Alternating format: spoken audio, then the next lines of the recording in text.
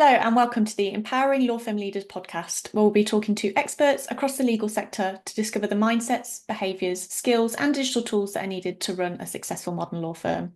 I'm Amy Bruce, host and marketing director at Osprey Approach. Today, I'm joined by a legal tech expert who has over 6 years' experience in the industry, a former client operations manager with a FTSE 100 software provider, and now a founding member of Lanterna. Lanterna help law firms excel in their delivery of business transformation and growth. The consultancy helps firms review, select, and implement the best technologies uniquely tailored to their needs. Today, I'm joined by Shona Kay. Welcome, Shona. Thank you so much for joining me. Thank you for having me. It's great to be here. So today we'll be discussing the good, the bad, and the ugly of implementing legal tech. We'll cover why legal tech projects often fail and what to do when things aren't going to plan. We'll also discuss how to effectively prepare for success, how to choose the right supplier, and lessons learned from implementing tech so you can ensure success. But first, before we jump in, tell us a little bit more about yourself and what's led you to where you are today. Yeah, fantastic. Thanks, Amy. One of the consultants and founders and partners of Lanterna Consulting. And that really came about from working with law firms and legal clients for a number of years, really. But I was in an operational capacity and had a real passion to move into the consulting area because I've always been very passionate about solving problems, breaking down challenges. And I think it's really suited to the law firm because it's so suited to innovation in terms of being very process driven. We're trying to drive costs down. We're trying to make client experience so much better. And actually working with some of these clients, working with my now business partner, we were looking at some of the challenges that the clients have. And typically when you're with a software provider, you say, well, these can be addressed by software, and they absolutely can. But we were looking at some of the other areas as well in terms of adopting the software and those barriers. So those could be around change management, they could be around overarching program project management, and they could be around business analysis. And we thought actually a lot of firms are making huge investments trying to get these products off the ground. And actually sometimes they need a little bit more guidance around how to effectively implement and how to make sure that the project does go forward and that they've got the right levels of commitment and resource in the firm. And so we came together really to try and fill in some of those gaps and identify some of the challenges in the firm. And it could be very holistic. We never say it's one simple thing. But looking at the firm, looking at the users, looking at the leadership, looking at the strategy, and ultimately coming up with a plan for the best delivery possible. That could be choosing the right product. That could be making sure that the implementation plan is really effective, that you've got a good relationship with your supplier, that you're managing your supplier correctly. And it can also be in terms of delivery. So we find that a lot of firms make huge investments, but on their side, they actually there's some skills gaps, and they need people to come along and help. So that could be in areas of business analysis, that could be in terms of resource and training. And so essentially we came in to support both clients and suppliers to help fill in those gaps and ensure that they get the best delivery possible. Essentially, we've been going about 2 years now and worked with loads of different clients on lots of different projects. It's not just things like case management, it could be designing products with them as well, working with AI, working with Microsoft partners, but ultimately looking at the firm's vision, saying, how do we execute this in the best way possible? How can we support you, and how can we de-risk this project for you? Absolutely. I'm so excited to pick your brains today. We'll be covering a lot of things that you've just mentioned. But before we jump in, I just want to pick out some quick takeaways. Let's say listeners only have 5 minutes to spare with us today. Can you share the top three things you wish that all firms knew about investing in and implementing legal tech? Yeah, definitely. I mean, I think the simplest answer is knowing the product first. So what are you trying to achieve, and what is out there? What are the offerings? And sometimes the offerings aren't the obvious thing. So I think that the law firms are very marketed to, and I think there's a lot of conversations around products you should be using, AI products, etc.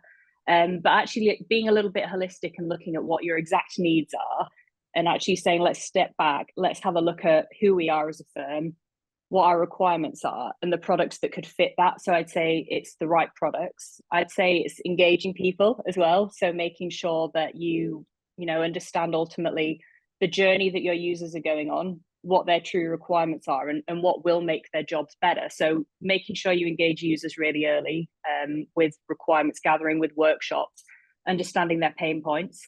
And sometimes actually it's quite good to do that anonymously. So we've worked with firms before where we go in and speak to their users without the presence of their leadership, just because actually that impartial sort of one-to-one conversation can bring out some really interesting insights.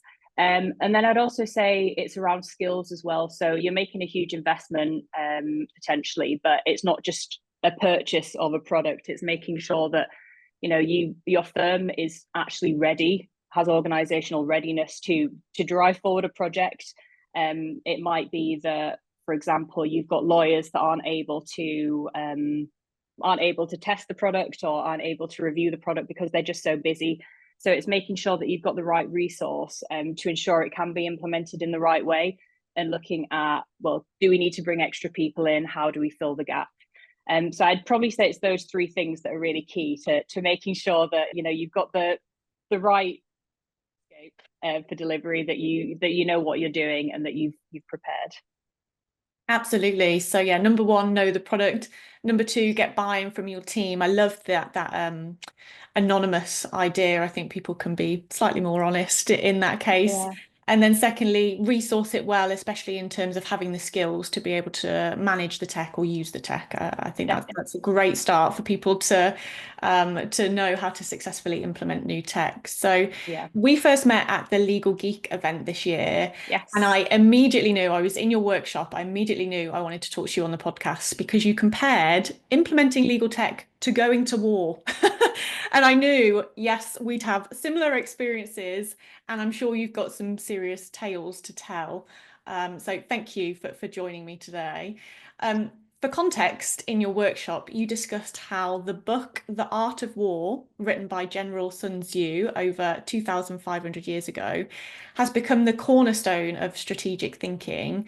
You shared how his learnings can help understand why so many legal tech projects often fail. So let's start with, what can a 5th century general teach us about 21st century legal tech transformation? Yeah, absolutely. And I think, just to caveat, I'm aware that it does sound like quite an extreme example of, doing a legal tech project and going to war. So I don't necessarily want to say that we're fighting a war and that everything is up against us, but ultimately we are on a mission when we're undertaking these projects. And there's so many things that we need to be aware of to get them right. And obviously make sure that we are delivering an initiative that's successful and that we justify our investment, and that sometimes reputations can be on the line with these things as well. And so doing the groundwork and having the preparation, and Sun Tzu's been used quite a lot in business in terms of, like you say, strategy and making sure that there's a plan and there's a set of key actions before executing. An example that he brought up in his book. So he looks at 12 pillars of going to war or forming a strategy, and knowing the terrain. So obviously, when he launched his military campaigns, understanding the terrain that the enemy was fighting on. I think in this case, when we're launching a legal tech project, knowing the terrain is, well, what's the legal landscape? What's our competitive environment? What are our competitors doing? What are our clients expecting of us? But also within the firm as well, the terrain. So what's our existing technological ecosystem? What technologies do we already have? What would this new initiative do to those technologies? How would it interact with them? Is it replacing some of these technologies? Does it maybe contradict some of these technologies, for example? So knowing the terrain, knowing the ins and outs of your firm as well. So in terms of teams and people, what the setup is, how people will need to contribute to this project, how these projects will be resourced, and making a really big plan before you go ahead, and not just making a purchase, but knowing that terrain. I think another interesting one as well is, he said opportunities are multiplied as they're seized. And I think it's interesting because if we're talking about software implementation and software development, actually going about things in an iterative way can be really effective in terms of getting success for your project. So we've got, agile methodologies versus traditional waterfall methodologies where we deliver everything and then we go live. But actually, if we start delivering little incremental bits and getting value, say per department, per team, and building on that and building, actually that can gain quite a lot of credibility as you get those visible quick wins. I think people around you gain confidence in you. You gain a bit of currency as well in your firm, and ultimately you get more and more opportunities because you're starting to do the groundwork and build on that essentially. So I think they're two really key pillars. And a Legal Geek, we went through quite a few of them, but that's just an example of looking at strategy and not saying we're going to wars, not encouraging violence or anything like that, but just saying, how do we think through these lessons and what can we learn? Yeah, absolutely. And I to be honest, the projects are big. It really isn't a simple case of purchasing something and hoping for the best. For the Yeah, success, when things go really well, it requires a lot of planning, it requires a lot of resource that often firms don't have. They don't have the time and the budget to be spending on these projects for them to go wrong. But I think that's two really good exactly. examples. You mentioned how reputation is often on the line, but actually Yeah, tying that to having the quick wins, that helps make sure that things don't go horribly wrong if you're iterating. I think that's a good connection yeah, there. definitely. Yeah, and I think that sometimes it's worth setting the scene with the firm as well and saying, look, we're not going to make changes overnight. Actually, we're going to start small and we're going to grow and grow and grow. And I think that is a really, really good way to develop confidence, but also to correct. And I think, the whole saying of fail fast, I really like, because you do something and maybe it doesn't work out, but it doesn't have a major impact. So we go again and we have lessons learned and we keep going. And it's encouraging teams to think in that mindset as well, because actually the more we try things, the more we become confident in trying things, and it builds, and we start to become, hopefully a firm that will engage in different projects and experiment with new things because it's a safe place to do it. Mm. Rather than a traditional, there's one person at the center of this project and their neck is on the block if it doesn't go right. Actually, let's encourage that growth gradually and slowly, and ultimately build something that's really tailored because we're responding and reacting to needs as they come up. Yeah, absolutely. And failing isn't synonymous with law firms. That's not what they do. No, And they no, can't, that again, their yeah, reputation is on the line from a professional point of view. But failing small and fast, I think, is definitely a good approach. 100%. Yeah, I think just having the confidence to do that, and letting others around you know that you're taking that approach as well, so they don't turn around and say, oh, you didn't do the right thing there. Actually, we our ultimate view is to just have a go at a lot of things and experiment with a lot of things and measure the success and say, this worked, this didn't. Okay, well, this thing that did work, what more can we do to build it and build it? And I think ultimately that's the best way to build software in a really gradual and quite mature way in firms. Yeah, absolutely. With I'm sure hundreds of projects and firms you've worked on and with, what's your I mean, the stats say that 75% of legal tech projects fail, which when I saw that stat was Horrible. felt slightly absurd. But in your experience, what are the reasons why tech projects fail? It's really interesting. And I was having a conversation with someone about it just this morning, because you see this stat in publications. They say I've seen between 70 and 77, and the standard one you see is 75. And it seems really extreme. And I think in our experience, it's not always that it fails, it's that it fizzles out, or that an Mm. initiative is brought in and people get very excited about it, but there might be a change in priority. There might be another investment that's made elsewhere. There might be a lack of buy in and people sort of change their mind. Or it might be that the product isn't necessarily what they thought it was. And it could be that the firm realized they don't have the right skill sets involved. But I think that I would change the view a little bit around 75% of legal projects fail to, I think that 75% of projects start and don't get off the ground. Mm. And a lot of firms that do incredibly well with their projects actually put a ton of commitment behind it. And before they do it, they decide intentionally, yes, we're going to go ahead and we're going to do this, and we're going to get the right resource in place, and we're going to get the right investment, and we're going to get the right expert opinions to help us with this. And priorities can change, and you can take on an initiative and realize this isn't right, and that's okay. We can pivot. I think that we don't have to necessarily call it a failure if we make a purchase and we say this product is not what we think it is, or the fit for our firm is wrong. That's absolutely fine, but just be intentional with it. I think there's so many competing priorities with law firms, and naturally they're delivering so many services to so many clients, and there's multiple projects, and a ton of things going on. But yeah, my recommendation from what I've seen, the best firms are just really, really intentional about what they do, and they follow through with it, as well as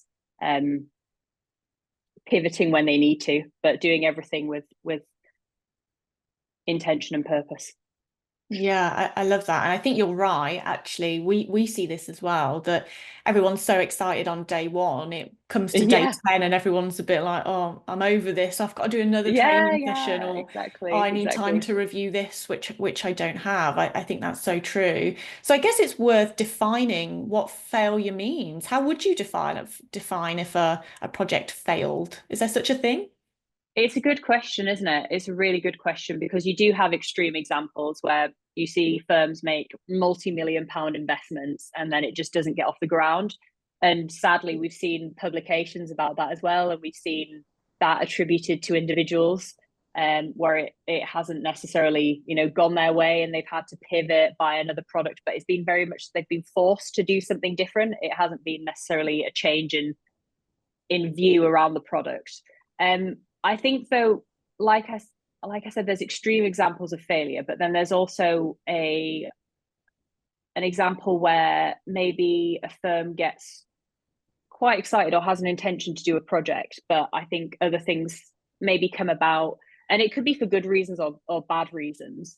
But I would say that sometimes things don't get off the ground, and sometimes that's okay.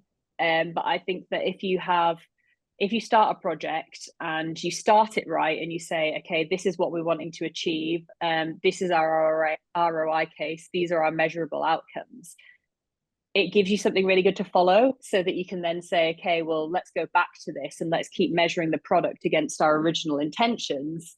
And then we can say, well, actually, this is working versus this is not working. And if it's not working, that's fine. And we don't need to use the word failure. But let's just keep going back, and let's not let things fizzle out, because in my opinion, I do see a lot of initiatives phase out in law firms. And like I said, it could be due to change in direction, it could be to other priorities. But I really do think as an industry, there's some incredible opportunity to innovate and to get to the stage that some other industries have, reached some of those heights. And I think legal lends itself so well to it, as I said before, because it is so process driven, it is so apt to things like AI and automation and new tools, and being able to deliver services for cheaper, and not in the way that we devalue our services, but for access to justice as well. So I think that there should be a real drive to push initiatives forward and continue and follow through. And I think that actually, when law firm leaders are engaging in these projects, starting with the end state vision, and I think actually that's another Sun Tzu principle or pillar, where you start and you say, okay, what do we want to get to here? What is the intention? There's a multitude of intentions. They could be different every time, but what is the intention? Where do we want to be, and when do we want to get to this, and how are we going to commit the resource and the investment to it if we really want to do it? Yeah, you can't define what's a failure if you haven't defined what your success looks like. I think your Yes. Yeah. idea of being intentional and purposeful about this is what we want to achieve. And if we're not there in 6 weeks, 6 months' time, how come? And how can we pivot and stay flexible and Yeah. agile Yeah. to meet those? Absolutely. No, I love that. And I think it is looking at maybe giving teams targets and goals. I like what you said about the 6 week thing. Actually, maybe we could deliver this in sprints. Maybe we could say, okay, in this period, we want to time box these deliverables and make sure that we've done this. And then the next 6 weeks, we want to do this. And next 6 weeks, we want to do this. And that also feeds into the idea of iterative development, of delivering lots of things in periods of time, but that builds and builds and builds, and being able to follow through that end state vision by ultimately it's a huge task what you're trying to do. How do you cut it down into lots of little bits to make it more manageable and make it better for your teams and make it more palatable? So I do think, it is good old fashioned project management as well, going in and just saying, how do we deliver this? Who's in charge of it? And how do we get the best outcomes in this time period? And how do we break that down into smaller chunks? And as a supplier, to have clear deadlines and clear milestones that you want to achieve makes our lives so much easier. We'd love to work Yes, with firms yes. who come with us. This is a dedicated plan. This is who's in charge of each phase. As a supplier, gosh, that's music to our ears to have Yeah. that deadline. So, as a partnership, and I'm sure you experience this as well from a consulting point of view, that's beneficial all round. Yeah, exactly. And that's what we were saying as well, that we want to help both the customer and the supplier, because there is a gap there between the two, where the supplier has a project management, management methodology of how they're going to deliver on their side from a technical perspective. But clients, they're so varied in terms of the knowledge, the resource they have. And some of them are incredibly good at assembling teams and putting people in place to just handle it. And we see some firms that do this in an incredible way. And we've been really impressed by how they assemble those. You see others that have those resources, but they're on multiple different projects and they can't necessarily assemble them in the way that they need to. And then you see firms that don't have those resources at all, and you think, well, for a lot of law firms, why would they? They might not have needed that in the past, and primarily their goal is to deliver service to clients. So why should we have all these business analysts on the books? Why should we have project managers? Why should we have specific technology subject matter experts? So I think it's meeting firms where they're at, and whichever approach is absolutely fine. But it's filling in the gaps, it's identifying the gaps, and it's saying no law firm is the same. Everyone has a different team, a different structure, different stakeholders. And how do you really flexibly adapt to that? And that's why we're quite holistic, in the sense that we don't say, this is what you need as a firm. We listen first and we try and understand your structure, and we try and understand, like I said, where those gaps are and where we can be glue. And it might be that you need a little bit of extra training. It might be that you want to completely de-risk your project and put it entirely in an external's hands, for example. You don't want to do it, and that's absolutely fine. Or it might be that you just need a little bit of design work. So whatever that is for your firm is completely different. And I can imagine, as a supplier as well, you've met clients with very different resource levels and needs in terms of how they deliver the project. And I think in a previous world, working for a technology supplier, you'd see some clients that would have quite straightforward implementations, and others where it would be a lot more complex, and they'd need more resource, and they'd be buying more days, and there'd be a lot of challenges. And I'm not saying that there's one particular area that causes that, or one particular area of fault as such. It's just gaps. It is just gaps, and every firm has different gaps. Yeah, I think there's a little bit of maybe expectation setting there and a little bit of realism. Yeah. Let's be realistic about what's achievable here based on your resource, timeframes, products, all of, Yeah. everything that's involved there. Let's just be realistic. And again, going back to your small chunks, let's just see what's possible, breaking this down. Yeah, exactly. And I think that's the best way to address any challenge. You have that overarching vision, and you need to think big for these projects.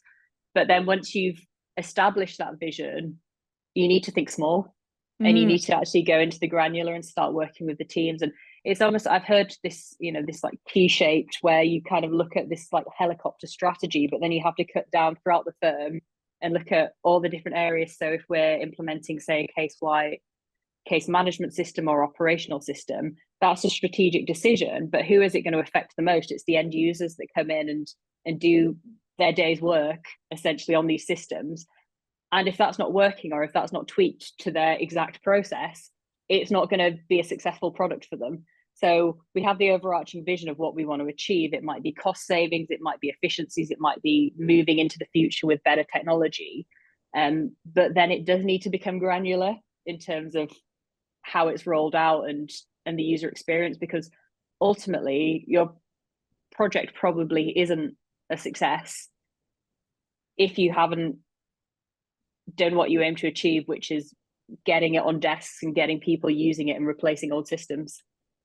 100%. If people are listening to this and thinking, well, how's anyone got any time to be managing projects like this? I had a great conversation in a previous episode with Dan Warburton. He's written a book about delegating and what Yeah, that allows leaders to do in terms of managing other projects that take the firm forward. So I just wanted to do a recommendation. Definitely check out that yeah, episode. If people are thinking, how the hell have we got any time to be doing this? You need to read his book. But yeah, anyway, SMEs in particular, I know you work with different size of firms, but SMEs in particular just can't afford for these projects to quote unquote fail. They've got limited budget, they've got time poor teams, they don't have that resource, that tech resource in-house. So the investments they make almost have that additional pressure and they need to mm. deliver value and have immediate benefit. What should firms be doing? And how do firms pivot when things aren't going to plan? When things start to build up and have pressure, and maybe we've realised we've made the wrong decision, what can SME firms do to make sure that that time and resource isn't wasted? Yeah, definitely. I think it really does start with the product and a good product selection and making sure that you have assessed the fit to your firm. You've looked quite widely at the market. You've looked at product roadmaps. You've looked at due diligence. You've looked at how this solution can serve the different areas of your firm if it is enterprise wide. So I think making sure that you've done a good pick and that you've not just been sold to is really key. And you can look at getting that value evaluated by externals, or you can do it yourself. But I think that work should be put into that at the start, just to lay the ground really. But I think in terms of actually delivering it beforehand, just making sure that you really know from the supplier's perspective what's going to be required of you in this project, what the resource is, and then making a plan for that resource. So if it's okay, we can mobilize these people from this team and we can put them on this for 5 hours a week versus okay, I'm going to need an external business analyst for 3 months, for example. Just knowing what that is, because when you're building an ROI case, quite often we look at the cost of the tech, and actually it's Mm. not just the cost of the tech, it's the cost of all the resource that comes with it. It's the cost of potential change requests as well that might come in as we speak to departments and start rolling out, and they say that's not quite what we need here, we need something slightly different. And that happens all the time, by the way, and that's completely normal. And but just building in a little bit of contingency as well, not just seeing a quote on a page, but saying, okay, well, what are the other bits that we need to consider as part of that? And we quite often do ROI calculators with firms as well, trying to look at what those costs will be, and then your capacity to invest as well. And I think investing is a good thing, because obviously it stops firms being on legacy solutions and helps you stay competitive and hopefully save money in the long run because your product is increasing your efficiency. But just being aware of those costs. You asked in terms of when small firms, if things do start going wrong, how do they pivot? What are the options? And I think it's an interesting one, because there might be a few reasons why it's not necessarily going in the way you think. It could be stakeholders. It could be that certain departments have particular challenges around a product, and they can be very legitimate challenges. It's not just people being difficult. It could be technical incompatibility, for example. Maybe we need to do a key integration to another system, and that's a challenge. It could be, for example, change management, users struggling with the product. So I do think you need to really diagnose what the problem is, and not just write it off as, oh, it's not working, oh, there's too many challenges here. I think get really laser focused on, okay, what are these areas, and how do we build a bit of a risk plan around it?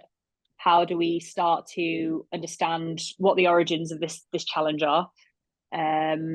Do we need to be technically focused? Do we need to be people focused? But having a bit of a pivoting mindset. And I think just being aware that a lot of stuff doesn't necessarily run smoothly. It doesn't mean you're not going to get to an outcome. So we talk about failure. It doesn't mean if we hit a block, it's not failure. It's just how do we work through it and how do we pivot? And And whether that's, getting external advice or whether that's working out within your firm, but understanding that you've made the right decision if you believe you made the right decision, and actually this is just a blocker, and then we work out what that blocker is, and we move forward.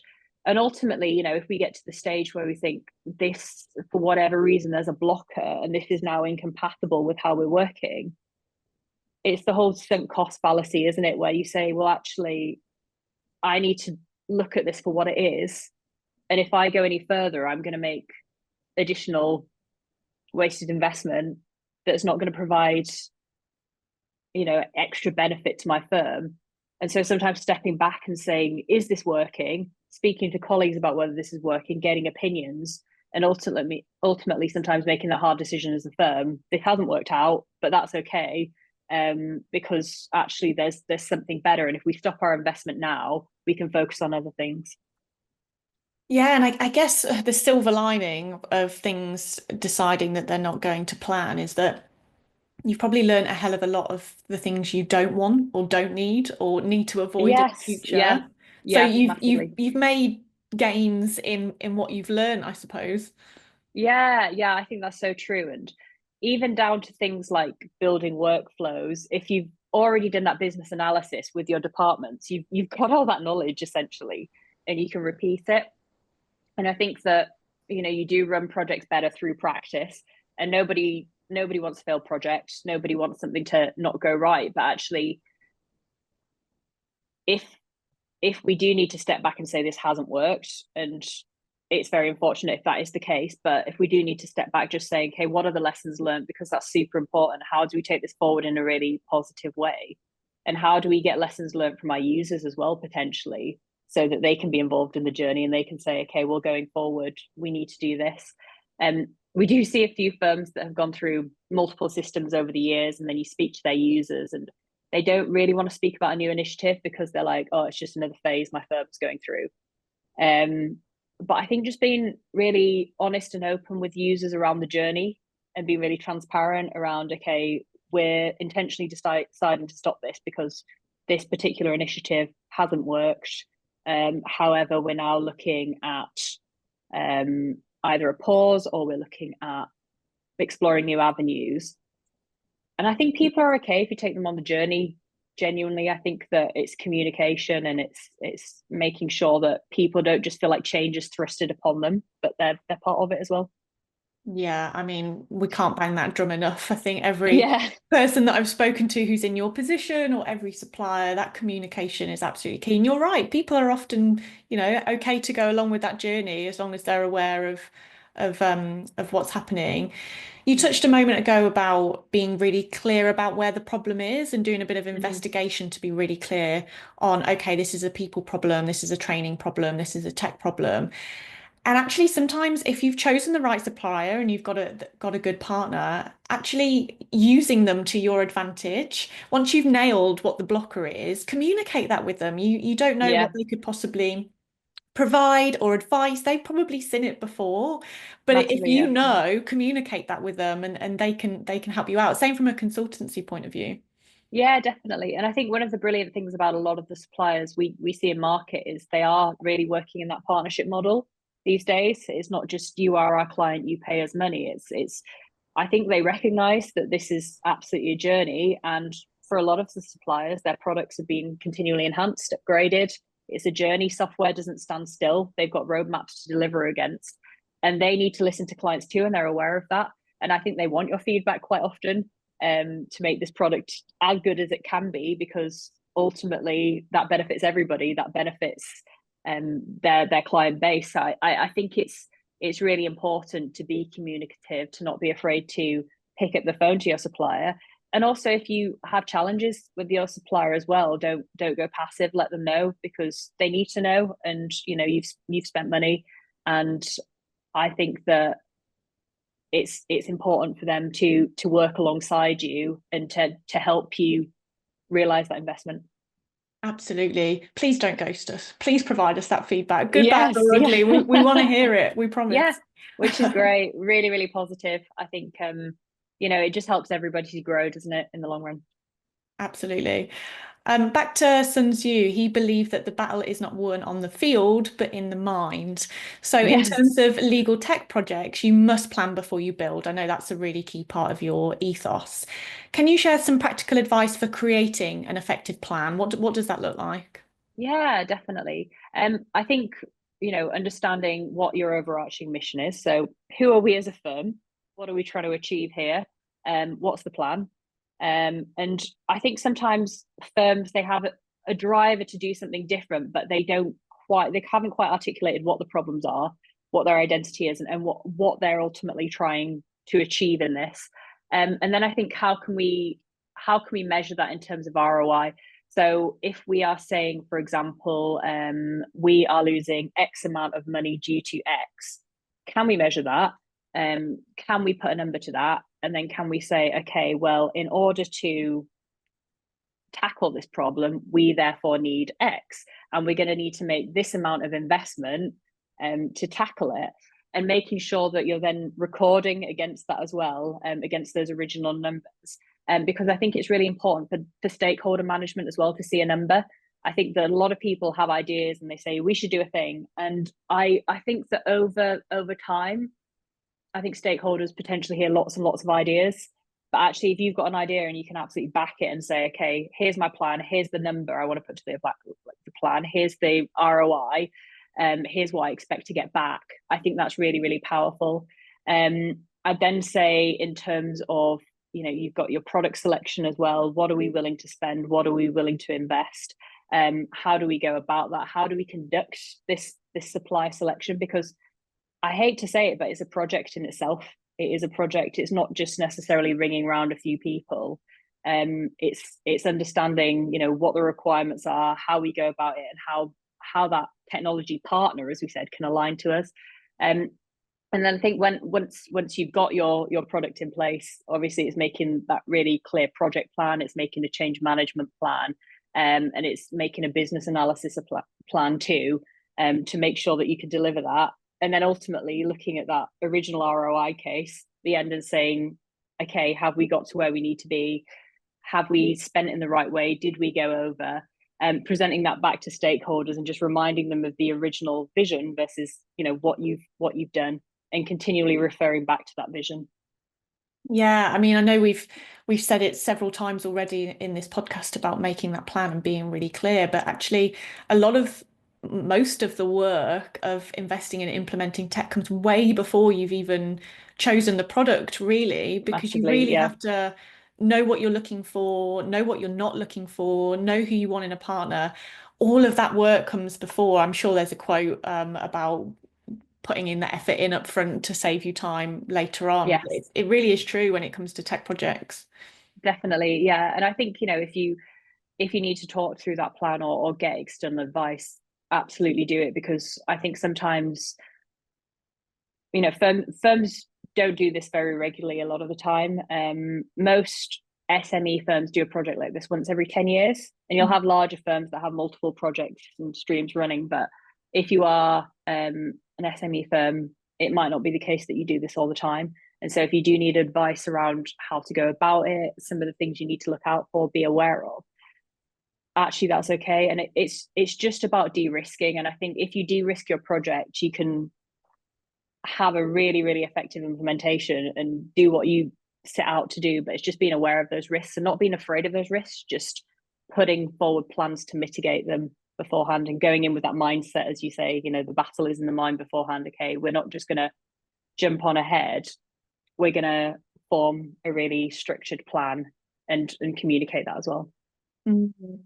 Going back to your point about being really clear about what you want to achieve, what's your ROI goals. What we typically see is actually if people aren't clear on that and they're not sure what problem they're solving or what they want to achieve, they actually find it really difficult to make a decision. And Yes, they get given all of this information, all of this feature, functionality, service information, and they're so overwhelmed because it's not really clear on what they want to achieve. So actually, making the decision just takes a hell of a lot of mental energy. And it that's can when be. the Yeah. problems come in because you've made a decision based off of nobody sure. Therefore, the product that you've chosen sort of kind of works, sort of kind of doesn't. Yes, yeah, exactly, exactly. And I think that is, as we said, one of the reasons we came together as well, because we saw a little bit of a gap in that area in terms of people knowing when the right time to make a decision is, and knowing when they've explored the market far enough, and when they've got all their ducks in a row. And actually, that, I think, organizational readiness is such an important thing before this, and not being afraid of that, but just being aware that it's an important exercise to do. And once you get that done and you've prepared the ground, actually you're going to yield that good crop because you've done that initial work. So I'd say just being aware of that before the project. And I think with some of the things I'm talking about, it's very easy for firms to get quite scared of going ahead with things sometimes, because it might fail, there's horrible failure stats, I might not have the investment, or I might end up spending more than I realize, my users might not be on board. Actually, these things are quite normal and they're quite natural, and they shouldn't be blockers. Actually, I think we just need to address them in the right way and be fully aware of what those things are, and then we can make a plan for them, and it will be okay. Ultimately, it will be okay. But let's sort of prepare the ground in the right way to make sure that we're not going to have these issues, and we're going to mitigate. Yeah, let's not go into this blind. Let's be realistic about Exactly. what might happen. And we're not saying it will, but if we've laid it out on the table, we're more likely to be able to deal with that Yeah. later on. We have talked a lot about failure, so let's flip it just a second. From your own experience, can you share a story of success? Has there been a time where a firm has implemented tech and there's a real success story behind it? Maybe an unexpected one could be interesting, but yeah, let's talk about success for a moment. Yeah, absolutely. So a couple of firms I've been hugely impressed with. One is a large international law firm, and they were taking on a new operational system. And I think what was really good about what they did was their patience with the product, in terms of what they were building, because they needed to build some really intricate processes for some of their overseas departments, that had quite niche work. And they realized that the product itself was incredibly flexible, but hadn't necessarily done these processes before. And they described it like Lego bricks in terms of how they built it. And they really put that time and investment into getting something super tailored. And now they've got something that fits what they need to do perfectly.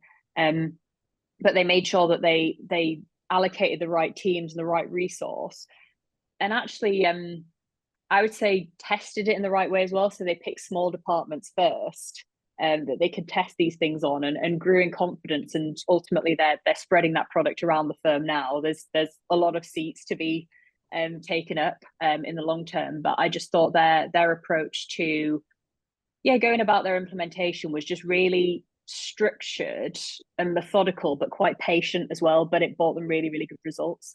And another firm that I think impresses me is a smaller firm, and they do multiple initiatives. Actually, it's not just around software. It can be lots of different sort of technological advancements that they're trying to make in their firm, in terms of projects. But what I see from them is a really continued and sustained commitment, to just keep things moving and get things going. And I feel quite inspired by that, because there's a lot of things that it's easy to let go of and deprioritize things. But I do see in them a real sort of resilience to keep pushing things forward and just keep chipping away. And I think that they've had some really good results in their initiatives over the last few years based on that mindset. What is it that you think has helped them sustain that change? Have they got somebody dedicated, or perhaps is the owner a bit of they love tech and that's where their sort of passion lies? What is it that you think has kept them on that journey? That's a really good question. I think, you do have some really passionate people in that firm that really want to move things forward, and they want to differentiate, they want to enhance their service offerings. I think as well that they're willing to do lots of little things that add up. So they don't put all their eggs in one basket all the time. Sometimes they say, okay, we're going to do little bits here and there, but actually they're all adding up to something a lot bigger. And I think that that's how they see it. They see it in a really long-term way, that we want to get to this point, and we know we need to put in the work, but we're not going to overhaul, and we're not going to stress everybody out. We're just going to continue with these streams and be really committed to them. And over the last few years, I've seen them grow massively by just taking on medium projects that are all adding up to bigger projects and just being really committed and doing it in quite a I'd say quite a safe way, actually. Quite a safe way that's not putting them at risk, doing chunks a bit at a time, but ultimately kind of staying the course and Yeah, that's great and having advice. a long-term vision. Yeah. Another book recommendation is Atomic Habits by James Clear. Yes. He Yeah. talks about the 1% improvement, and that 1% when they add up has such a big impact, which I think is exactly what you're talking about there. Massively. Yeah, I think so. And it's those little marginal gains, isn't it? And I think that, I have this conversation with you and it could create a lot of pressure. Mm. But if we talk about failure and we talk about, but actually it's not, it's saying don't necessarily worry about that. Look at the marginal gains, look at the things that we're achieving. Nothing happens overnight, but just make sure we stay committed to it and we chip away and we don't deprioritize it, because I think that's one of the worst things we can do with projects is deprioritize them. If we still want to do it, just keep going with it. Yeah, I think if there's one takeout from this conversation, it's definitely to not deprioritize. I think that is at the cornerstone of all successful projects. Yeah. Slightly more holistically, what do you think sets innovative and successful firms apart? Are there particular behaviors, mindsets, or habits that really put them in another camp? Yeah, that's a super good question. I think it's interesting because we hear a lot of firms talk about technology publicly, and there's been so many conversations over the last few years about AI, how we're using it. Have you tried this? We've tried this, etc. But I think what makes law firms quite successful is, or innovative and successful, is they're not just necessarily talking about things. They're actually going about and they're doing it, and they're doing the research and they're taking the time to actually do the work behind the scenes and test things. I think that it can be quite easy to wait for your neighbor to do something and look at their success story and say, okay, great, now I feel like I'm in a place where I can do it because I've seen it. And that's natural. But I also think that the successful ones it's a vision from leadership as well. I think that, if your leader is backing a culture of innovation, it's very easy to follow that. But it's firms, and I think it's just going back to firms that want to try things and firms that want to experiment with things, and that coming from a culture, that coming from a real culture of leadership of let's move forward with things and let's maybe fail fast. Let's give things a go, and ultimately let's try and be at the forefront of this exploration, because there's so many questions at the minute around new technology and the strategy around that, and particularly AI. How do we go about it? What are our first steps? What's our AI maturity model in the firm? But I think it's testing things, it's trying things, and it's also that vision from leadership that it's okay to do that. Yeah, I think that's a great shout. And as much as, especially with AI, there's a lot of uncertainty, there's a lot of risk involved. But I think if you wait until everyone has all the answers, you're far too behind. I think you're right. Yes. You need to start asking yourselves those questions and experimenting yourself, because you don't want to be left at the back of the pack, especially if Yeah. that's what you want to do. You want to drive, you want to differentiate. You have to be able to put yourself out there, as it were. Definitely, yeah, yeah, and it can be small projects if you're worried about risk and investment. It could be small projects, but yeah, just I'd say the key takeaway from this is also just start something as Hmm. well. Just Yeah, have a just go, start. and yeah, yeah. And with these big projects, obviously you need to do the planning, you need to do the due diligence, you need to do the work. But with all of these things, I think you have to start somewhere, and you can feel that analysis paralysis when you sometimes think about the weight of these things. But actually, it's okay. It can be done. We've seen it being done. We're confident that it can be done, and ultimately, that's our main goal, to help firms along that path and help them, realize that investment and get to that innovation level that they want. And that is continuous improvement. But it's also a decision to get started and to do something and to want to make that impact. Absolutely. We know many SMEs are currently looking and reviewing and replacing their core business systems. We've heard a lot about it in the market. There's various reasons why people are replacing their practice and case management software. But we've touched a lot on supplier selection, how to choose the right product, the right partnership.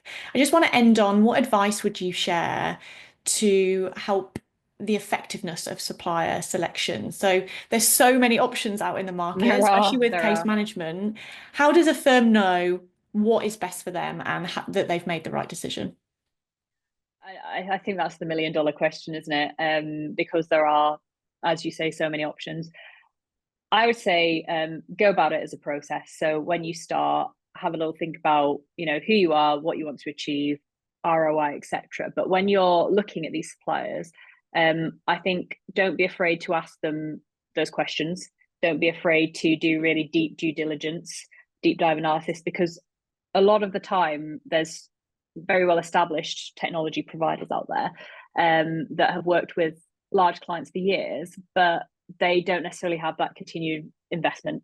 And so technology is changing exponentially. So you actually really need a supplier with a good roadmap as well, a good demonstrable roadmap that is going to grow with you. So I'd say that's really, really key when you're looking at suppliers, asking them, what are your plans for the future? How do you continue to support me? How are you currently supporting your client base? If this supplier is growing really, really fast, what are your structures in place to manage my implementation? Because you might be doing a ton of other ones over here. And also just, I think it's really important to ask for case studies. And like I said, it's not about following everybody else, but it's about really finding out how firms that are similar to you have interacted with this technology, what the benefits were.